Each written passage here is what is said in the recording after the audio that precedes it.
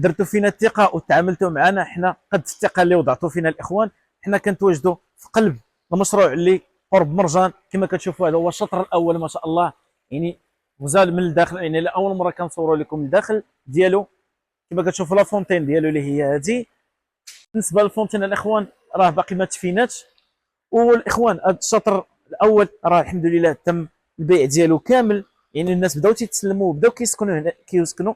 ولكن الطلب ديالكم الاخوان لهذا المشروع هذا راه كاينه لا ترونش الثانيه، يعني في طور البناء كذلك نفس لا فينيسيون، ولكن يعني بلاصه لا فونتين غادي تكون الاخوان غادي يكون المسبح، يعني غادي يكون المسبح داير على دار المساحه الاخوان اللي متوفره في لا ترونش الثانيه ولا ترونش الثالثه من 40 متر كاري حتى 112 متر كاري، وجميع المستويات يعني من الريد شوسي حتى السانكيام ايطاج.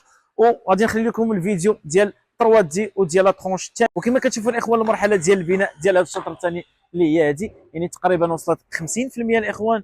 وبالنسبه للتسليم ان شاء الله غادي يكون جاهز من هنا اقل من سنه باذن الله تعالى. واي تساؤل كيطرح في الاداء ديالكم تواصلوا معنا عبر الارقام اللي كتظهر لكم على الشاشه.